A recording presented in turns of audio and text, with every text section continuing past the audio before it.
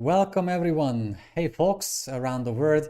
Thank you so much for being with me today in the Medical Futurist Live YouTube Q&A session. As usual, I'm quite interested to learn if everything is all right. Please let me know if you can see me and hear me well enough. And thank you guys for being on the chat already from Maryland, USA, Netherlands, India, Italy. Filippo, nice to meet you all here. Thank you for being with us. For those who don't know me or the Medical Futurist, I'm Dr. Bertalan Meskó. I'm a medical professional by training, but a decade ago I switched to futuristic studies, which means I've been a professional futurist for more than a decade now. And what we do at the Medical Futurist with quite a dedicated and special team is that we try to analyze technological trends in healthcare. We try to describe how these trends will impact medicine and healthcare, how we can prepare for whatever is coming next. We try to provide the context around all these changes, why digital health is a cultural transformation, which health sensors stand out, or why artificial intelligence is one of the biggest things that has ever happened to the delivery of healthcare and the practice of medicine. And that's why we are here today, to talk about that last topic in depth. A few years ago at the Medical Futurist Institute, we turned our attention towards doing research about AI, and specifically only about AI and its future role in medicine and healthcare. So the plan for today is that I look at my right monitor here because I prepared some interesting materials for you. I will go through many exciting trends and insights for 2022.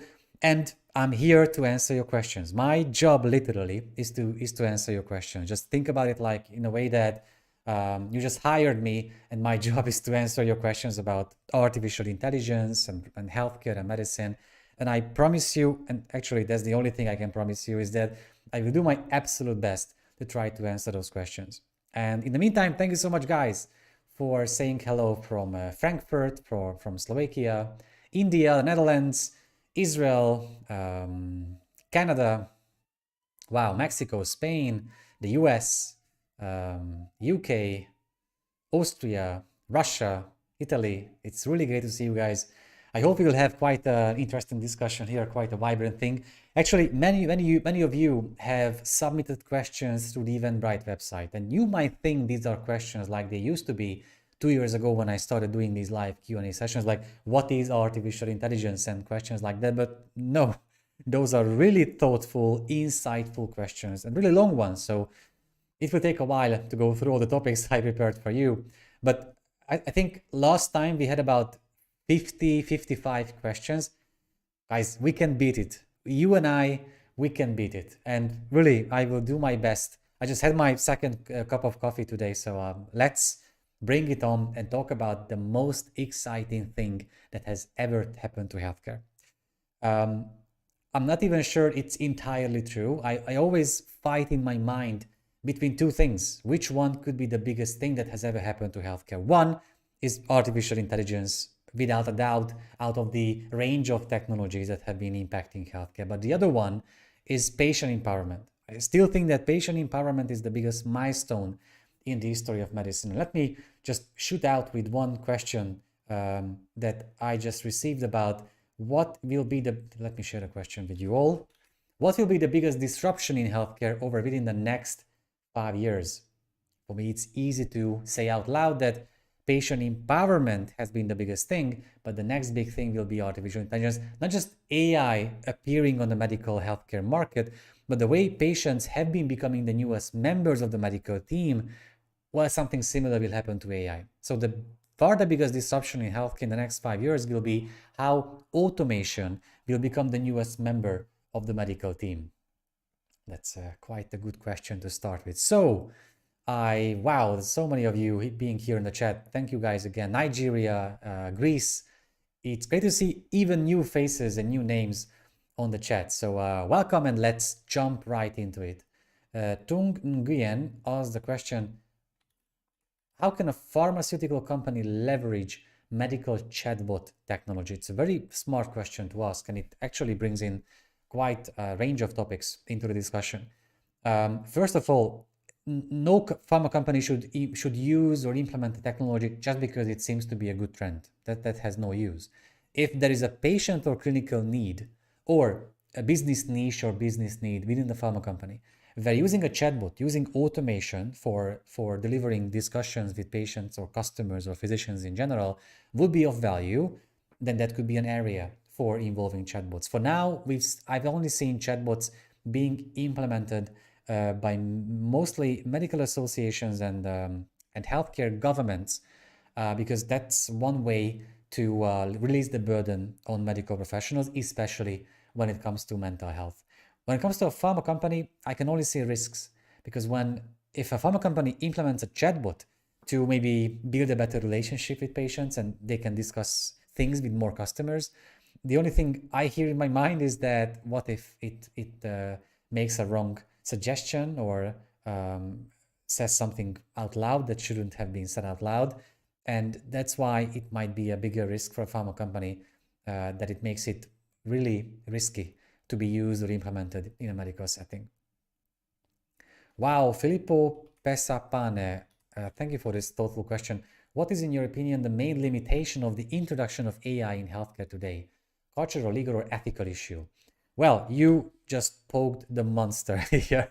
We could talk about just this question for the next 45, 55 minutes. I think the biggest limitation lies in the lack of knowledge in the minds of policymakers, decision makers, healthcare professionals, and the people working in the business side of pharma and healthcare.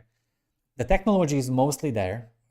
Thousands of studies have shown how machine and deep learning algorithms can deliver value in medical or healthcare outcomes. Many studies have shown that AI can become a part of the evidence-based medicine model, but people working in healthcare just don't understand AI enough to see in which parts of their lives or jobs they could implement it first. So they're waiting for someone else to push it through them, but that rarely happens. So that's why I was very proud when at the Medical Futurist Institute, we published a paper at I think the highest level medical journal these days in digital health, NPJ, Digital Medicine, about a short guide for medical professionals in the era of artificial intelligence. Let me share the link with you in the chat. You will find the open access paper, obviously, in the chat. I think first it's more about knowledge, then it's legal, regulatory. I'm not talking about that it's important to regulate AI. It's impossible to regulate AI. Of course, it's possible. The FDA in the US has been doing that quite efficiently about logged algorithms, when you know exactly how the code behind the algorithm works. But when it comes to adaptive algorithms that can learn with every decision they make and they become better gradually. So what is on the market is not the same algorithm or code that was approved by a regulatory body before. That's going to be a major challenge, but the FDA, I know, is working on that. So maybe first knowledge, that the first challenge is about knowledge, the second is about legal, and the third about cultural. If the medical professional community doesn't want to accept the newest member of the medical team, patients, then you can imagine how hard it's going to be for them to accept another member, automation, not even a real person. And I stop at these three challenges for now. Ram Chandra asks a very good question, actually. Let me share that with you. Is there currently any device in use which uses the AI technology? A lot of devices, I mean hardware, I guess that's what you're referring to. A lot of hardware devices have been using AI-based technology. Just to give you two examples on the market being regulated already. One is Cardia, the ECG, the smartphone connected ECG device that has been approved by the FDA many times. They just came up with a new device, business card size device today or yesterday. And one other one is ECO, EKO, smart stethoscope that uses AI. So then while physicians are listening to the cardiac and lung sounds of patients, the algorithm can look for abnormalities like arrhythmias, and they can spot those. It's an excellent tool. So yes, but maybe at this point, just for a second, it would make sense to just briefly describe what the hell is AI. And I really thought I would choose the absolute simplest definition here, that AI is artificial intelligence is intelligence demonstrated by machines. It can be an algorithm, a software, it can be a robot, a hardware, it doesn't matter. If it's a machine and it demonstrates some forms of intelligence, it is usually being referred to as artificial intelligence. And again, before diving into the methods, I just wanted to show you all this, one of my favorite images that we created at the Medical Futurist based on the book Nick Bostrom published called Superintelligence, where he devised these three levels of AI. And as you can see, these are quite three distant levels of AI. One is artificial narrow intelligence, meaning the algorithm can perform a very well-defined single task. So it can spot pedestrians from a self-driving car. It can try to spot tuberculosis on CT scans. It can try to look for signs of diabetes in medical records, but it can only do one very well-defined single task. We have artificial narrow intelligence today. Actually, it's quite widely used on a range of industries. The next stage or level will be artificial general intelligence, which will mean that one algorithm will have your cognitive capacity. So whatever you can do with your brain, whatever you can think of, abstract things, the way you can dream or envision the future, the way you can sing or solve mathematical puzzles, all these things will be done by that AI too. And the last stage will be artificial superintelligence, which is the Terminator scenario, meaning that we are... Obviously, the plan is not to reach, not even super, but even artificial general intelligence. Just stop somewhere before that. So we would enjoy using the power of AI without losing control completely. That's that. I just wanted to say this out loud because whenever I talk about AI, I don't talk about the AI you see in movies and you read about in books. I always talk about artificial narrow intelligence that we have already. So going back to the great questions. Wow, there are many questions coming in. You will challenge me quite well today. So keep bringing those on. Yes, I try to find, here it is. Currently, the biggest determinant of how long you are going to live is your postal code. That's true. Do you think this will change? Health and longevity would be democratized? Banlatsi, thank you so much for this quite thoughtful question. It's true that our zip code is the best determinant of our health, not even our genes or the system or healthcare system we have access to. Our zip code, it's quite a social determinant. I do believe that digital health, as it makes patients the point of care, and as these technologies make healthcare globalized, it also leads to a more democratized healthcare. For me, it means that as an individual, I will have a better access to a range of healthcare services, sometimes even without meeting anyone in my own healthcare system. Yes, it also means that if you are wealthier than others, if you have better internet connection, if you live in a more consumerist type country, you have advantage. Unfortunately, it means all that, but it still means that as an individual, well, it's a strong statement, I know, but I stand by it, and you can drop it back to me in 20 years and I'm sure I will still be right, that the word digital health brings upon us is that as an individual, I will have a better chance to live a long and healthy life based on my individual access and decisions rather than just being based on my country's healthcare system. Let's chew on that a little bit. Isabel Grundschuber, through patient empowerment, will the relationship between doctors and patients change? How? How can you ask so amazing questions? I mean, this is, I love these Q&As because you don't just ask questions out of the blue about this or that AI. You ask amazingly thoughtful questions. Thank you so much for these. Absolutely. That's why digital health is primarily a cultural transformation. Digital health was initiated by the rise of advanced technologies, but it's not driven by them. So when it comes to patient empowerment, the relationship, the status quo must change. The old status quo was there were medical professionals, wise people in the ivory tower of medicine.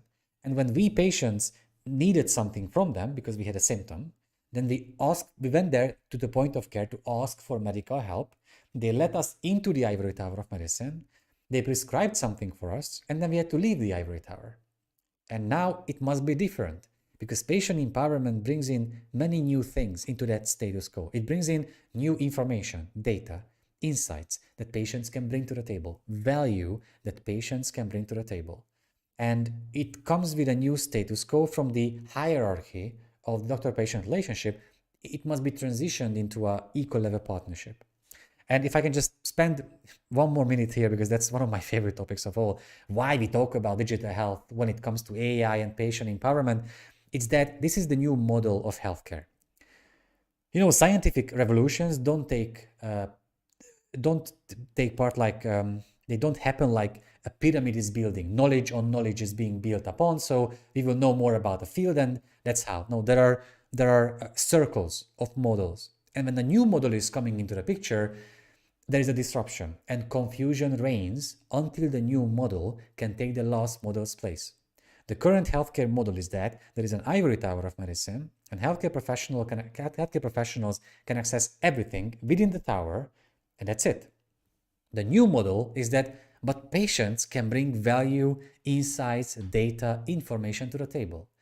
And until this new model takes the last previous model's place, there will be confusion. And what we do, I believe so at the Medical Futurist partially, is to clear up that confusion so the new model can take its place a little bit faster than we could anticipate it. So thank you so much for this question. Queensley Austin, there have been claims around using cameras for vital checking, including physical, mental, and psychological health. Have you seen any evidence around this and any thoughts on this possibility? It's a very good question to ask, Austin or Queensley. I don't know. Maybe that's your first name. I'm sorry about that. I've only seen good technological examples for that in pets health. In the practices of vets around the world, I've seen these devices which would work only through a camera, and the camera could measure vital signs and health parameters from afar without putting any devices or sensors on the animals themselves. Maybe the other example I could use here is about facial recognition, but that's really about security and IDs, but not about measuring vital signs and health parameters. I've seen cameras measuring body temperature, and during the pandemic, those have turned out to be partially useful, but not anything that could be compared to the devices I've seen in the animal health field. Filippo, is there any certified software for real anonymization of clinical and imaging data to share among institutions? I'm sure there are some, but I'm really not the kind of expert to help you with that. I couldn't even suggest you anything to do, where to go or where to look for such certified softwares. I'm sure there are, but I haven't come across anything like that. I'm sorry about that. Arjav, I'm happy to answer the question, but you won't like the answer that much. What are your views about alternative medicine methods like homeopathy? My view is quite strong here. I believe in, and I work by evidence-based medicine only. If there are clinical trials and peer-reviewed studies proving something that it's useful and safe for patients, either it's a diagnostic method, a monitoring method, or a treatment, I'm happy to use it. If there are no clinical trials or peer-reviewed studies, then there is nothing to talk about. And alternative treatments don't have those studies or clinical trials. Okay, Thomas Barrientos asked a very good question. How real is the possibility to include AI in everyday ECE activity to help the physician follow appropriate clinical guidelines in real time? What is ECE? Electrical and computer engineering? I don't think so. I had to find out. Early clinical exposure, that might be it. If it's early clinical exposure, that's a new abbreviation I just learned today. Please confirm if it's that. I think there is a possibility to include AI in the everyday decision-making of physicians, but to include it in other parts of their lives or jobs, it will take a bit more time. But decision-making is something where it would be fairly easy, relatively easy, to add AI-based softwares, not in a way that we should upgrade the IT background of, for example, primary care physicians, but through the way of how video gamers can access better computers through the cloud. NVIDIA has been doing such a work.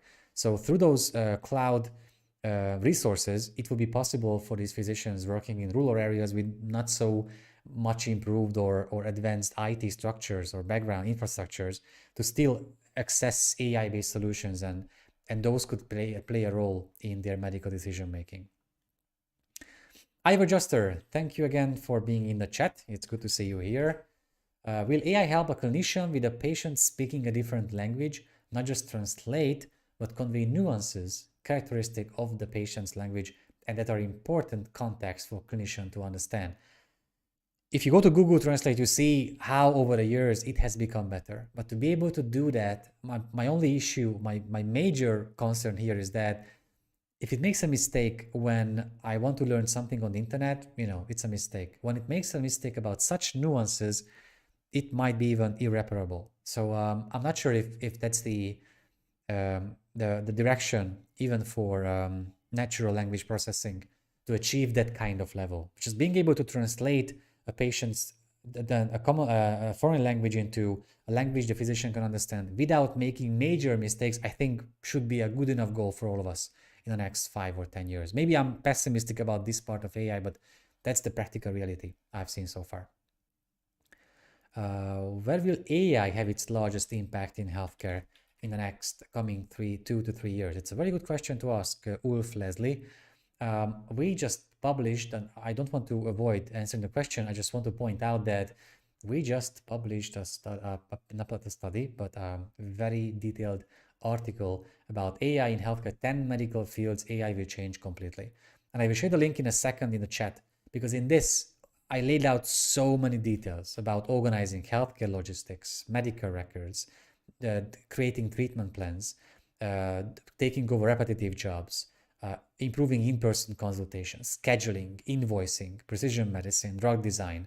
But you are right, if I had to choose 3, I would definitely choose drug design as one of the biggest business niches in the pharma biotech industry. I would definitely choose medical decision making, because again, that's something that could be relatively easily incorporated into the everyday practice of medicine.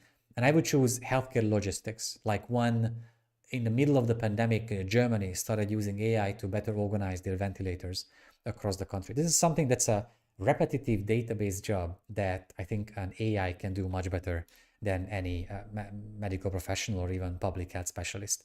So whenever I try to find out which parts of our lives or jobs AI could support or even replace, sometimes it can replace, I always come down to 2 things. If the task is repetitive and data-based, that's up for automation to be augmented for sure. All right, where was I? Wow, many questions keep coming in, and I lost a little bit where I was the last time. Give me a second here. How real? Clinician judgment, yes. Jorge Cardona, AI is a new step beyond evidence medicine. You're right. I mean, it's a very good point to make. I mean, if that's what you're referring to, that what happens when we cannot produce evidence in paper-based clinical papers and clinical trials fast enough compared to how fast AI can come to those conclusions, then it's true that AI might become the new model of healthcare after digital health took its final place in as healthcare's newest model today.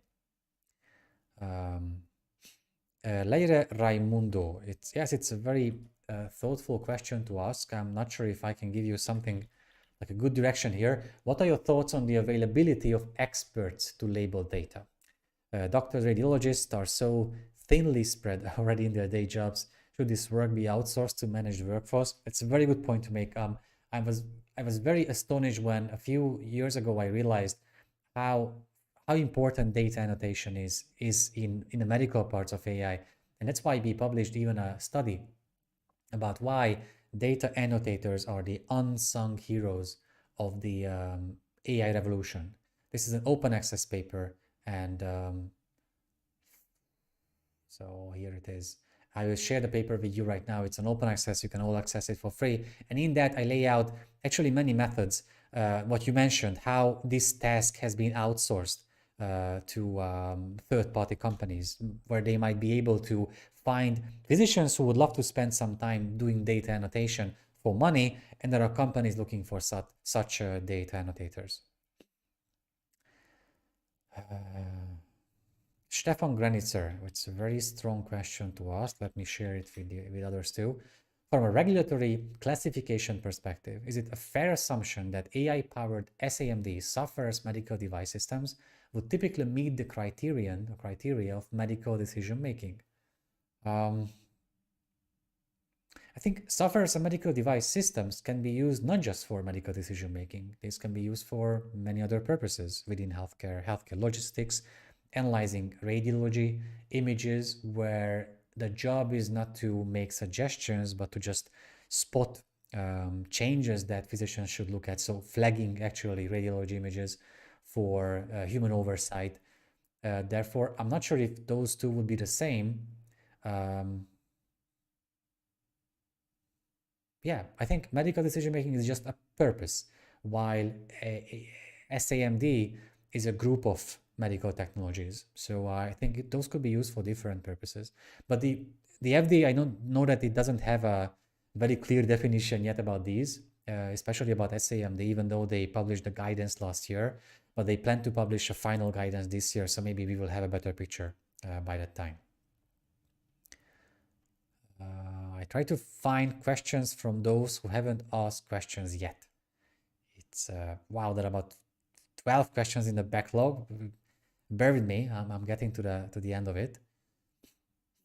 I've adjusted. How can AI help us collect better data for real-world clinical trials? I think AI can help clinical trials in at least two ways. One is analyzing data live, real time.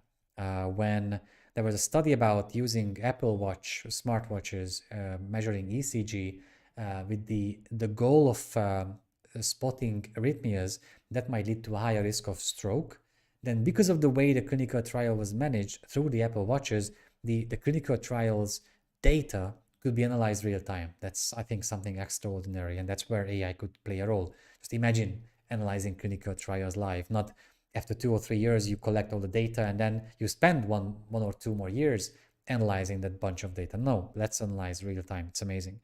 And the other one is to obtain data from patients, maybe that they self-report. That's why real-world evidence is one of the biggest buzzwords these days. So maybe I would highlight these two parts. Filippo, wow. I'm working in healthcare as a radiologist, and most of my research is about the introduction of AI in my field. It must be, I mean, I guess it must be very exciting. Plus, it could be quite challenging to find new ways of implementing this new technology into your everyday practice of medicine. Warren A. Katz, how about the use of AI to detect ear? Can you please, maybe something is missing here. Hype now, Javier Mendoza, hype now, but a few words about healthcare in the metaverse in your point of view. Of course, I'm happy to. I just bought a really good advanced VR gear about a month ago, so I've been spending a lot of hours in the metaverse. I think it's far away from practical use, not even for healthcare purposes.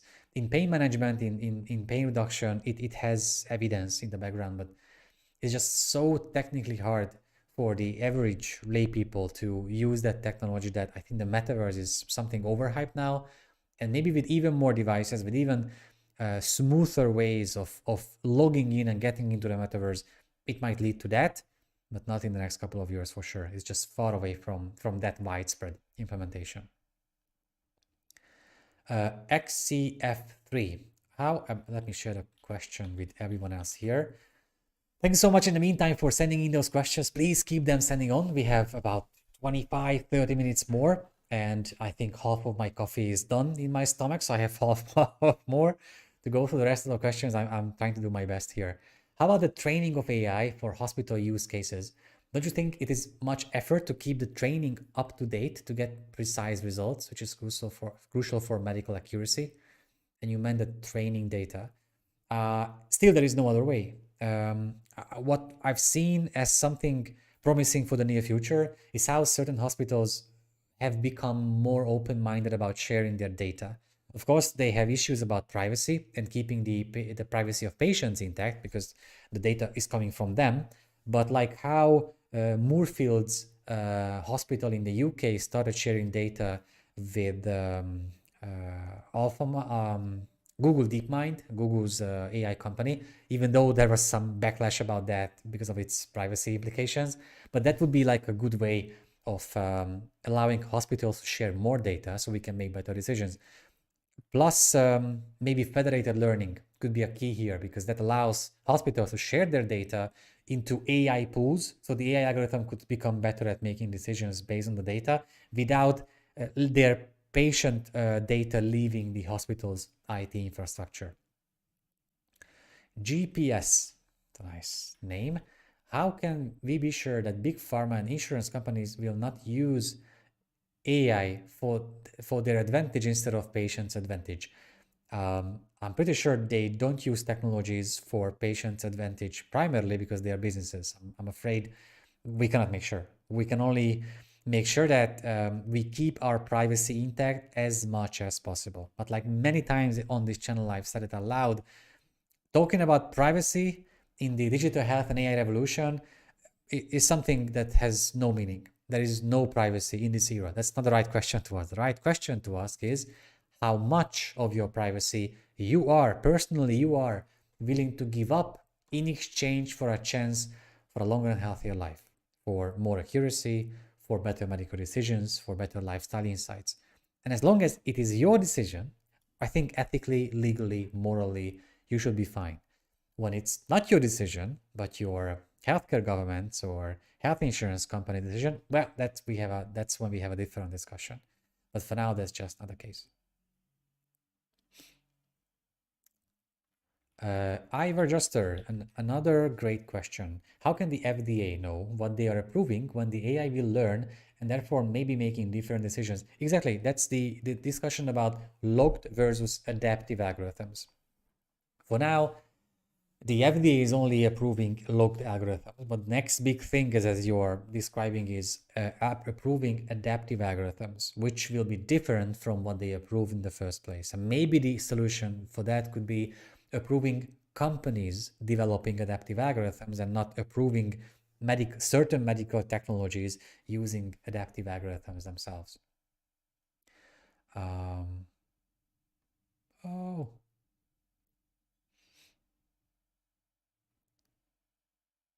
Okay, guys, amazing questions keep coming in, and I will have to find now questions from those who haven't asked questions before, so I try to address everyone here.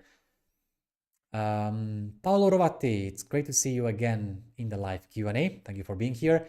I think that today the final user is not yet familiar with AI applications, terminology, meaning, I agree absolutely, how to convince people that that's not a sci-fi matter or something to be scary of. If they don't understand it, they will think that they can lose control. They will think that they will lose privacy and AI is dangerous. You're right, because that's the image we get from science fiction books and movies. That's why there is a huge responsibility now on medical associations to release guidance for the medical professionals. Because at the end of the day, I think ideally it should come from medical professionals. When a patient has doubts or even worry or fear about AI, their medical professional, the equal partner medical professional, should be the one who can help them understand the basics, the features, the implications. I know it's not the case normally, as it is not the case mostly in digital health neither, but that's how it should work. And the way the American Medical Association released the explainable AI guidance 2 years ago, I think that was the example that every other medical association should follow.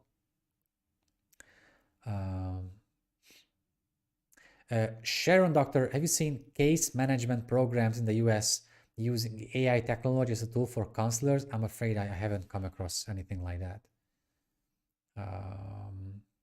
Dini Goody, I hope I pronounce your name well enough.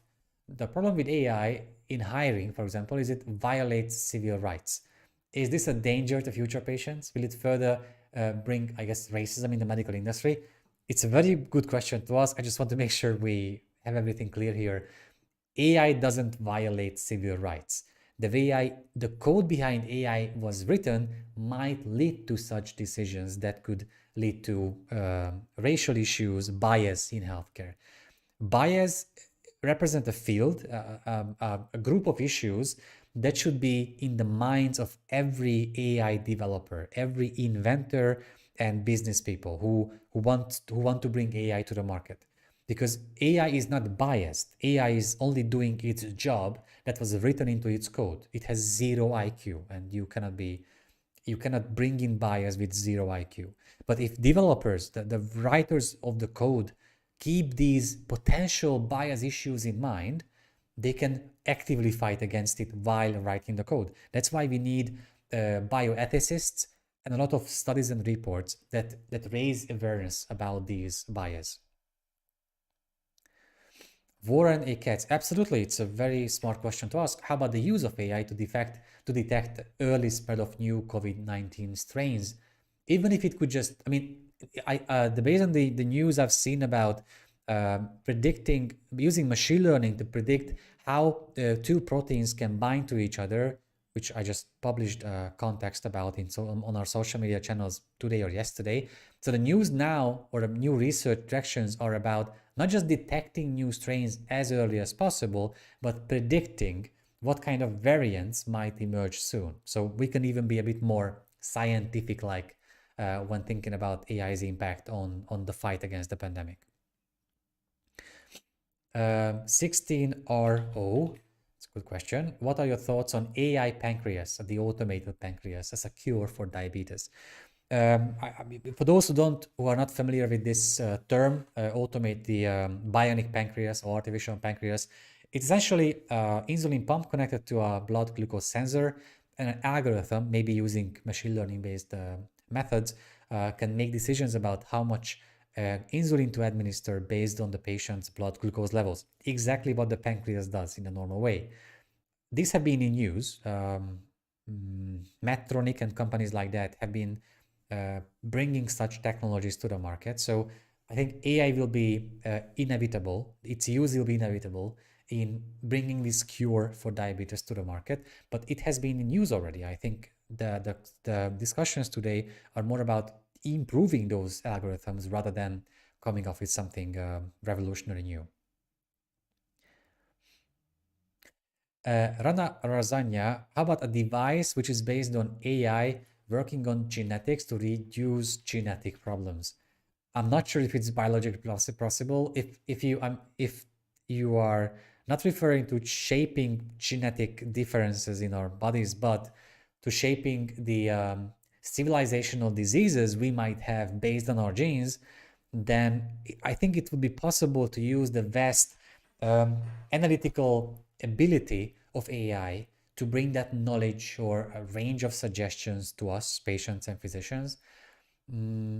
But I haven't seen anything practically useful yet. That could be like a future use case of AI.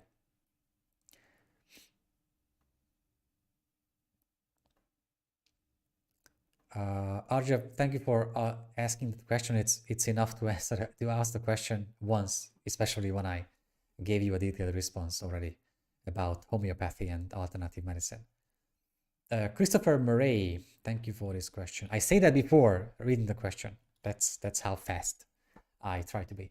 AI is now leveraging multi-omics data to accelerate therapeutic discovery. In what ways will AI change, accelerate biopharma R&D in the coming years? What are implications for regulators, patients? The last part of the question is quite tricky. I'm not even sure if regulators know what kind of implications the use of AI for R&D could have on them. But the best examples I've seen come from the article I just shared a few minutes ago on the chat, and I would say drug design stands out like the best example for a use case in pharma biotech R&D. The way before, the way clinical trials work in very general terms is that out of a few potential drug targets with a lot of money, a lot of human resources, a lot of time, maybe some came out at the other end as a approved product on the market.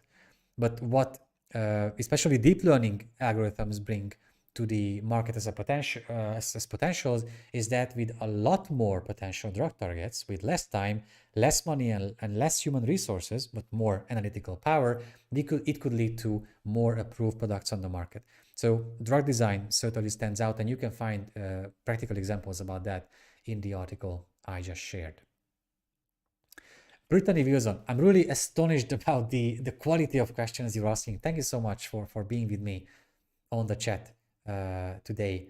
And thank you for sharing those really amazing questions. I'm trying to get through all of them before the time runs out. So, Brittany Wilson, is there a concern we are building patient care AI and machine learning models on bad data? Chart audits demonstrate a high percentage of data entry error. Absolutely, it has been the case. Not only it's hard for hospitals and healthcare companies and insurance companies to share data because of privacy issues, even though AI is only as good as the data we feed it with. That's a physical rule we have to say out loud. I think that's why recently companies have started turning to synthetic data. And if you think I haven't prepared, you will be wrong. Because a few weeks ago, we just published an article on medicalfuturist.com about this exact topic. What does synthetic data mean in healthcare's AI revolution? This article describes in details how synthetic data is being made, why it's fake, yet it can still be clinically useful, which companies or healthcare institutions have been trying to implement it and experiment with that. So I'm afraid data can be of bad quality and that leads to these algorithms making bad decisions. But that's why we might have a partial revolution or solution in scene. All right. So thank you, Brittany, for this amazing question. Phil Thompson, could you talk to us about the process of building and optimizing computer vision ML models in the medical AI space and what part high quality training data plays in the AI development lifecycle?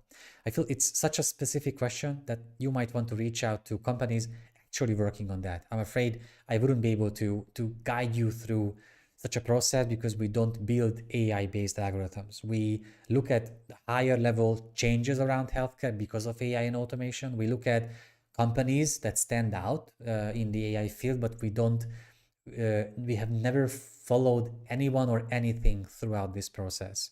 So if I were you, I would reach out to a company interested in radiology like Arteris. I think that would be a good example, and see how they have been doing that themselves. All right.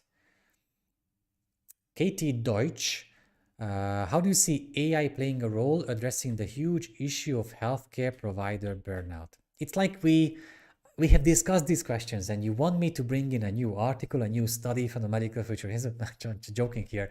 Thank you so much for a very thoughtful question. There has been a discussion around how automation could be able to help the HR crisis of healthcare. You know, when 5 million healthcare workers are missing, it's quite clear now that we will never train as many medical professionals as we need. And that's why at the Medical Futurist Institute, we published a study on how AI could help this field. Let me share that with you if I can find that. Here it is. Will AI, I share it in the chat too, and I want to share the paper again, of course, open access paper with you.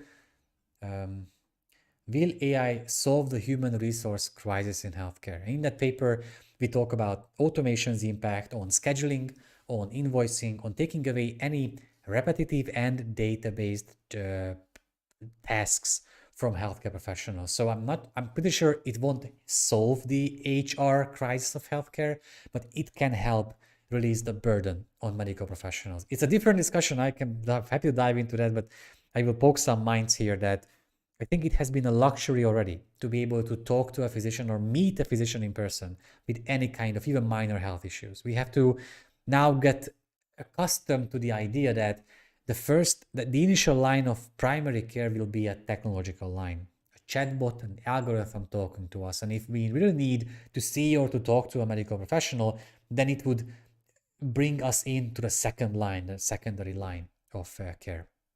I know it sounds dystopic, but I think that's something that we have to say out loud that is going to happen sooner or later because it's unsustainable how we have this healthcare HR crisis. Nguyen, thank you for this thoughtful question. EC is EMR. Thank you, Thomas, for confirming that. Given the growth of digital health, what would the patient's journey look like in the future? So the patient journey in the near future. I would say that we wear some form of a health sensor, something that's almost invisible, something that's very comfortable to wear. If there is something about to go wrong, the device would let us know, and the AI would try to schedule an appointment for us. Maybe first through a technological line, a chatbot. We would have a discussion with a chatbot-based service based on our results. Or if the data indicate that we should talk to a physician immediately, then if we would get to the secondary line of care as fast as possible. And AI would support the medical decision-making process for medical professionals based on our data. It would help us provide us with better insights about lifestyle or medication management or monitoring, so health and disease management in overall. And it would keep on monitoring us in the near term future. But the point I'm trying to make here is that it's not that patient journey should not be dominated by the use of technologies, but should be dominated by real life discussions we can have with medical professionals, relationships we can build with them, while in the meantime being surrounded by advanced, seamless, almost invisible medical technologies like AI. Kawaya, Kawaya Ashantarik, thank you for the question. How can telehealth circumvent medical licensing requirements? Are there any global telemedicine app that you know of? There are global telemedicine apps, but there are no global regulations. Therefore, from my country, I might be able to access an app, but I wouldn't be able to access medical care through that app or use the suggestions or the insights I get from that telemedical consultation in my own healthcare system. I'm afraid every country has their own regulations, and I haven't seen the WHO or global healthcare institutions leading that change. Mili Boskova, oh, it's quite a hard question to ask, and I'm not sure if I have an answer for that, but they have some suggestions where to find free data sets for training neural networks in the field of X-ray, CT, histopathology. I'm not sure about that. Maybe if you check the link I just shared in the chat about data annotators being the unsung heroes, maybe there you could find a few websites that offer such training data sets, but I'm not aware of anything else in the field. I'm sorry about that.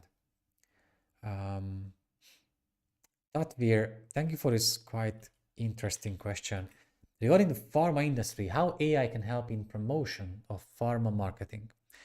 Well, it's a good question to ask, as pharma companies are usually not allowed to talk to customers directly through digital marketing channels. That's not something, it's not a field where AI could jump in, as maybe finding out which medical professionals to visit doesn't make any sense. Tailoring the messages better when pharma reps visit medical professionals, maybe, but that's just such an overkill. It sounds to me like an overkill, using such a monstrum of technology for such a tiny task. So I don't see yet its power in pharma marketing. Ooh, what a great question to ask from Paul van Kampen. Welcome to the chat. What are your thoughts on a purpose-driven data commons where patients as members share parts of their data to be used for research under the dynamic informed consent? I think that's quite a viable and fair concept. Patients should be able to earn money by allowing their data to be used for research purposes. The same thing they do today when they use direct-to-consumer genetic testing or other services.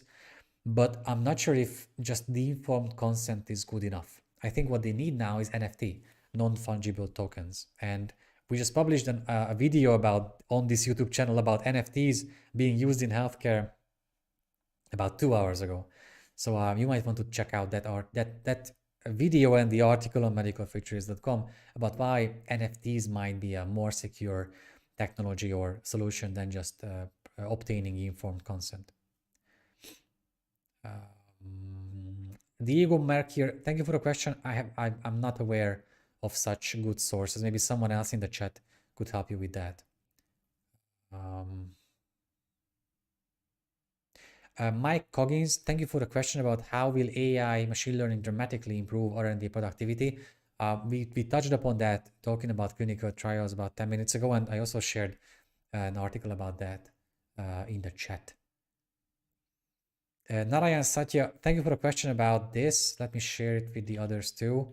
Using AI for physical in the physical therapy space, I'm not sure about that. Maybe during rehabilitation when it has to be done remotely, maybe the algorithms like a video camera or the Xbox camera could help analyze patient movements better. But it again sounds a little bit like overkill. All right. Wow. I'm trying to spot new questions that I haven't answered before. Eric van der Hulst, thank you for the question. Let me share it for the others too. The biggest resistance to the A in AI comes from health professionals. True. It is contrary to their education.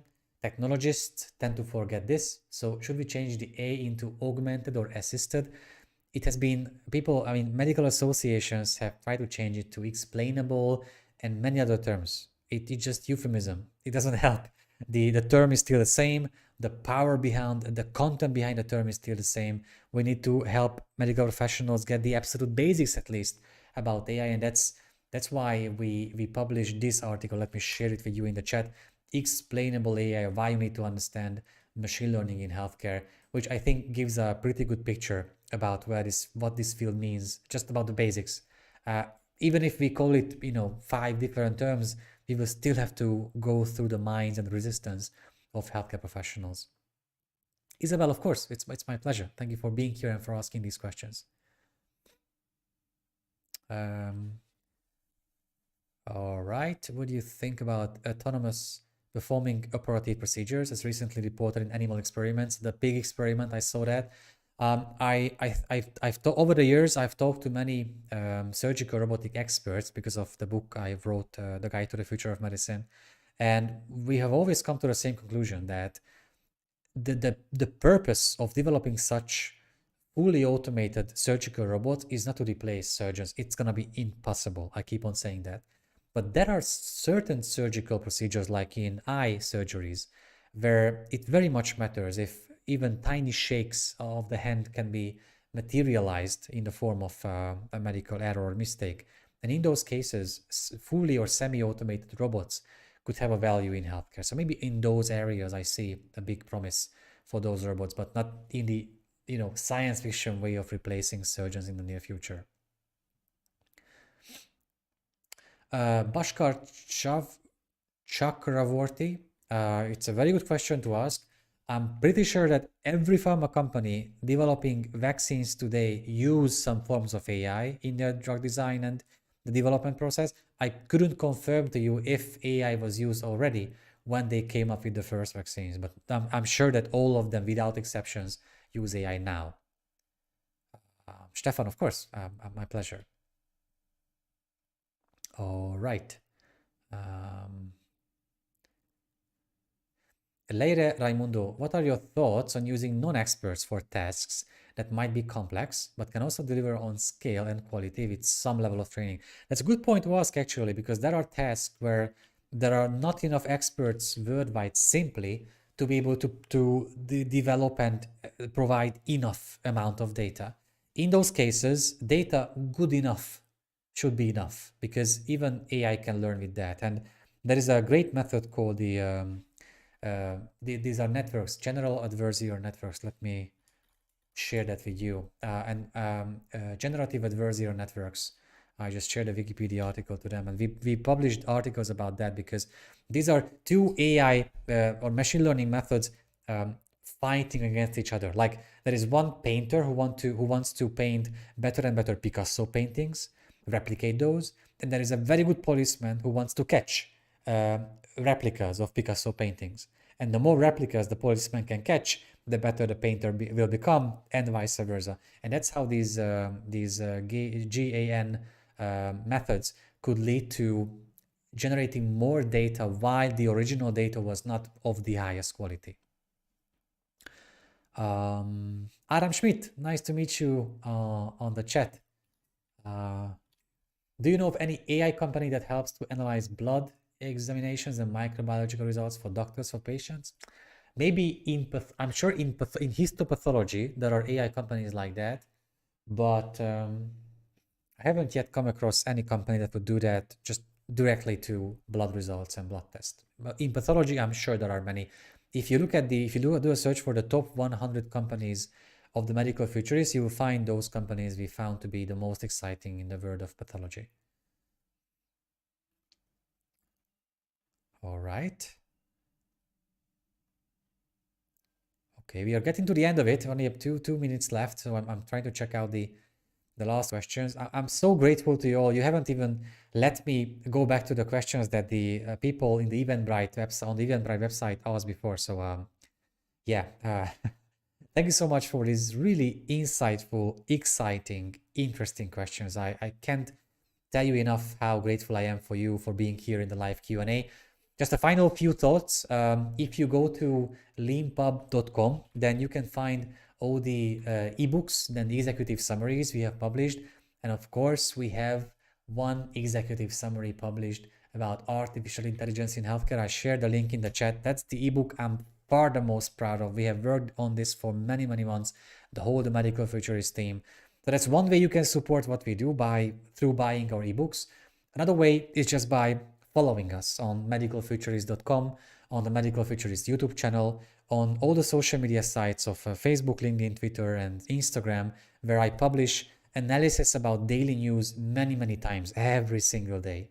You can also join us on YouTube. There is a join button below the video right now. And through that, you can support what we do. You can also get some exclusive things and exclusive content. And there is one final way you can support us if you want, of course, and that's becoming a patron for us on patreon.com.